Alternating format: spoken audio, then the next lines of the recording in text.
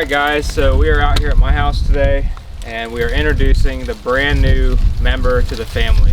1993 S10. It's got a 4.3 right now, V6, factory air conditioning, automatic 4L60. This kid had it out of Virginia and it was his high school truck, kind of like mine. He had another S10 that he raced, so he decided he didn't need this one anymore.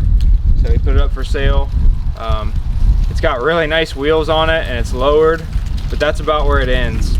Everything else is pretty much factory. It does have a nice tack in it, but the plan is for this thing to be my dad's nemesis. I want this thing to be able to compete with the Malibu. My dad, as you guys have seen, is putting a 421 in his car. I don't think the old 302 and the standard shift is going to get it done anymore. I might have to just keep the Mustang where it's at and then switch to plan B. So this is plan B. We're going to plan on putting a 6.2 LS in this thing with some nitrous. And say that again, louder for the people in the back. We're going to put a 6.2 LS in this thing with some nitrous. I'm going to keep it carburetor, keep it simple. Going to have plate nitrous. I've already got a nitrous plate from Nitrous Express. It's going to be the NX S10. And it's coming to Gap in Malibu near you. We're finally going to have an LS S10. Yep, an LS S10 on nitrous. Dad's always like, oh, you know, those LS motors, they don't run until you pour 40 pounds of boost to them. Well, we're about to find out what they do with 300 shot of nitrous. Stock bottom end. Yeah, exactly. Stock bottom end, port the heads, you know, do little up, you know, get cam, springs, just the basic necessities that you need as an LS owner, you know. Everybody's, you know, we'll have a Brian Tooley camshaft, you know, the Stage 40 camshaft from Brian Tooley, and we'll hit it with about a 300 shot and see if we can blow the heads off of it. So show me inside this thing. Let's show us how clean it is. There she is.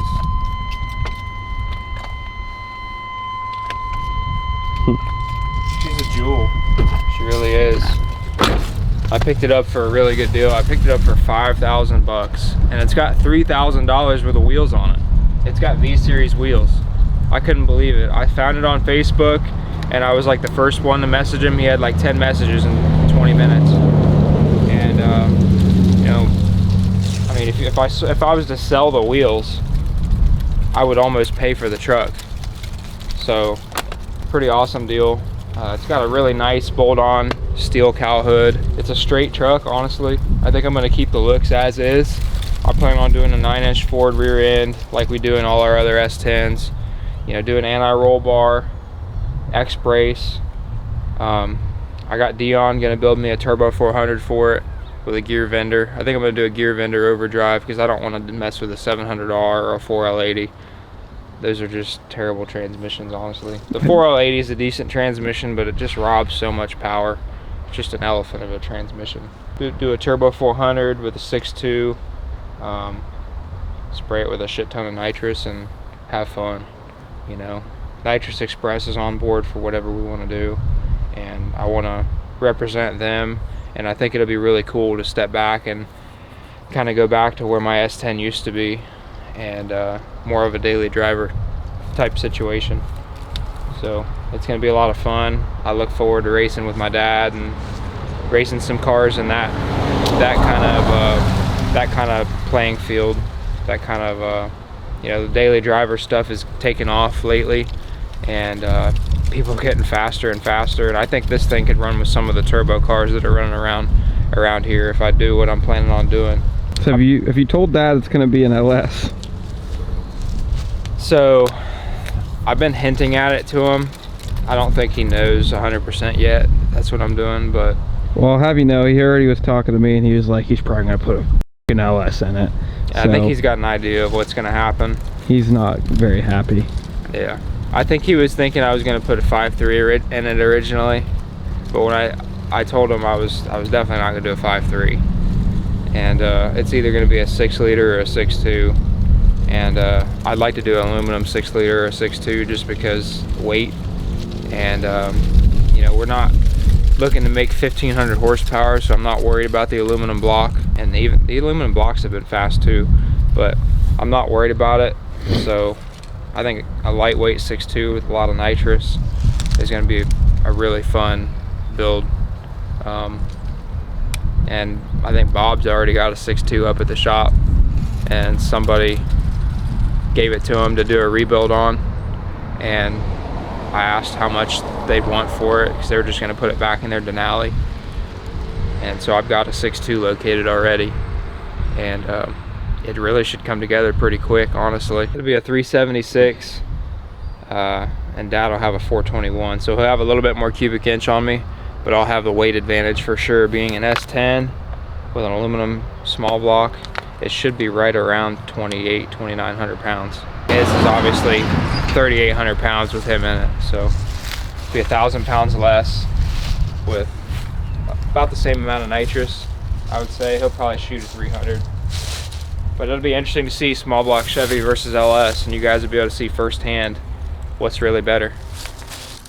And I think with the Mustang, you know, I've got some new wheels for it. I've got some RC comps I want to put on it, and I honestly don't want to go too much farther with the Mustang for now. I'd like to just keep it the way it is. It's so much fun, and it is fast, but it's not low 9-second fast, and that's where I'm probably going to need to be to race against my dad's Malibu once it has that 421 on nitrous. I feel like it should go, even at the weight it's at, I feel like that motor should, I mean, have you seen the dome pistons he's bought for it? The thing's gonna be like 15 to 1. And I feel like with nitrous, it's not gonna take but 200 or 300 to get it in the mid to low 9s. I mean, I know what my truck went when it was nitrous, and it was a high 8-second truck on a 300 shot. It would go 880s. So the NX S10. NX S10. 93, just like my truck. A few people have seen it in some of my Instagram stories in the background, but I've been waiting to kind of release it, and I wanted to keep it a secret for a little while. In the last video, I was like, nothing to see here in the corner. Yeah, nothing to see here. So once we get finished up here, we're gonna go to Jags, and we're gonna go and get some intake bolts for the small block that's up at Bob's. That's pretty much the only thing I need to complete that engine and get it on the dyno. We'll go grab that stuff, and then we're gonna head to Bob's and see how he's doing.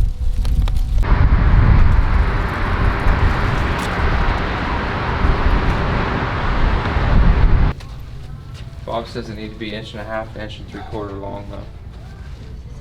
So the intake we've got is like super thick. It's like 3/4 of an inch thick. Right. Well, probably use the ones for a big block. Yeah, probably could. Making the big bucks. Trying to. Just so everyone knows, Sam does actually work. Gonna get that S10 done soon? Trying to make $1, you know. Got like 2 race cars to build or something like He needs that. you to finish it. You got that S10 done soon, hopefully? Yeah. We got a race to go to. Supposed to pick up the motor in like a week, and then everything can go in. So Nice. hopefully. There's It's like supposed to be 5 ready for videos I PRI. need to edit, but Oh God. Yeah.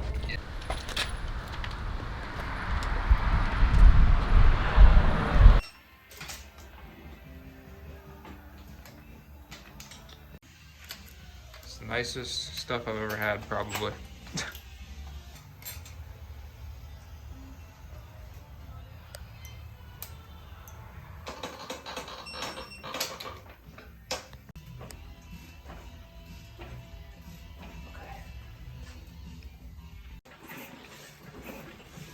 Okay, let's check lights again.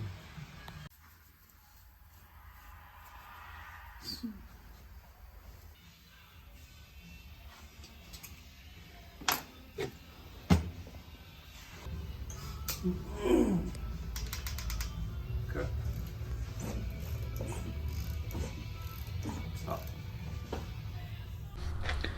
All right, we're here at McVeigh's. If you guys saw from the video I took the other day how much material we had to take out of this intake to get it to match the gasket, and now Bob had to work on this for 6 or 8 hours just to get it to this point. I mean, there was a lot of material taken out of this intake. You can actually tell it's lighter. But I'm really happy with the way it turned out. Bob did a really awesome job porting this intake, so it's gonna flow a lot of air. I mean, if you look down in those runners, that's just a lot of volume. And the heads are the same way, man. It's just, this engine's really gonna want to rev, I think, and it's gonna make a lot of power upstairs. So I'm really excited about having these Crowler stainless steel shaft rockers on there. I've never had anything this nice. These trick flow heads, they're a 250cc runner, 100cc exhaust. So I've never had anything. I've always run 220 AFRs right out of the box. And with these 18-degree trick flows, I think it's gonna make a ton of power. I'm really happy with the valve train geometry. The lifters and everything look really good. I've got the Isky lifters in there that they sent. I got 3/8 push rods. They're just, everything's really stout in this motor. And I got a brand new belt drive. If you look up in here, the push rod length and everything and the rocker geometry is just amazing. Put your camera right in here just so you can see the roller and the tip of that valve, just how perfect it is once it starts going down. I mean, it don't even move. Like, it's dead on the center of the valve. It doesn't get much better than that. We decided that instead of rushing to try and make mega cash days, we're gonna try and do everything right and do it as good as possible. Take our time, and you know, we've come this far with it. No sense in rushing it, so that's what we're doing. To clarify, we are not going to make a cast days. Yeah, we're not going. First off, the Falcon engine won't be back till Thursday or Friday, and we would have to leave by Friday. So we would literally have to probably bring the car out to Missouri and put an engine in it out there. And it's just not worth all that. Not for what this race is. I'd rather do real shit anyways than a bunch of fake TV drama. What do you think, Bob? I genuinely feel terrible for you. I feel horrible. I need all the sympathy I can get. Dude, he showed me that intake and how much it was before and after. Did you have a pre-picture? Oh yeah, he does. I took a video of it before us marking it. It took several hours. You're gonna need therapy after. You're gonna need therapy Yeah, after I need everything therapy, he's that's put you for sure. through. I need therapy. Bob the Builder Bob the Builder. and Billy the Destroyer. I don't know. We try. That's all we do is try. I told you, I texted you yesterday and I says, it's going to take a while. You don't need to rush this. Because you would work a while and then you come back and you look at it and then you work a while and then you come back. And then I had Nick, I said, you point out any high spots you got. And he marked 4 or 5 and which is, they were true. And so we kept blending. I mean, I couldn't find anything. I mean, I really liked it. So I got to finish that water port, which I was going to do today. I brought them bolts. I made sure they thread into the heads. Yeah. Did you take one and compare it in through that intake for length? Stick it through the intake. They thread in there. But just see how much you got sticking, how much is going to go into that head. We want to make sure there's plenty. Yeah. Alright, so the plan is tomorrow we're going to go back to Bob's, put the 372 on the dyno. He's got to put the intake on. He had just got done porting it and he was going to finish up polishing it and get it cleaned all out, get all the metal shavings out of it. Then we can bolt it on and then basically take the engine into the dyno room, get it all hooked up to the dyno, bolt the carburetor on it, hook everything up. I got to set the distributor down in it and everything, get it in time, and it should be ready to test. So once we get that on the dyno, it's gonna be really nice because we can see, you know, if there's any issues before we put it in the truck. That's what's nice about Bob having that dyno up there. You can really test everything out and make sure you don't have any stupid little issues, no leaks, no oil, no water leaks, nothing. And then you can put it in the truck knowing that it's good to go. So yeah, we got that happening tomorrow. If not, Tuesday. We're definitely gonna bolt the intake on tomorrow, and I would think if everything goes okay, it'll be on the dyno by tomorrow, late afternoon. But you know, things happen, so we'll see. But pretty sure it'll be on the dyno tomorrow. I want to elaborate on why we're not going to mega cache days a little bit more. So the Falcon engine won't be done until Tuesday, Mike said. That was a few days ago when he told me that. That's fine. I mean, we could make it if we got the engine back on like a Wednesday or Thursday. If you went and like met him halfway or something and got it. But I don't want to put anybody in a situation where they feel like they have to rush. We ain't quitters. We could do it if we wanted to. We could pull a couple all-nighters, but yeah, we could. It could be done. I'm not saying it couldn't be done, but at this point in the season, is it worth rushing for this race? And I've been weighing the pros and cons out. You know, it is a 2-day drive. It's like 30 some hours drive, which is gonna cost us around $2,000 just to get there in diesel, and then $2,000 to get there to get back. And then we have to find lodging while we're there because we don't have an RV. And the closest Airbnb to there is over an hour away. So we'd have to end up shacked up with somebody in somebody else's RV, or we would have to take my dad's big race car trailer with the living quarters in it. But then at that point, we can only fit one vehicle in it, so we have to take another vehicle, which creates more double gas the fuel to get out there. And then, okay, if money's not an option, then let's think about who's going to this race. So there's a lot of guys that are going to this race that are out. There's some NPK cars going on small tires. There's a lot of big tire tube chassis cars going that never street race. Guys that haven't been on the street at all or haven't been on the street in years. And it's just not that appealing to me anymore. Like I don't really want to go out there and race a bunch of guys that don't street race and never on small tires. I feel like they don't deserve to be there, honestly.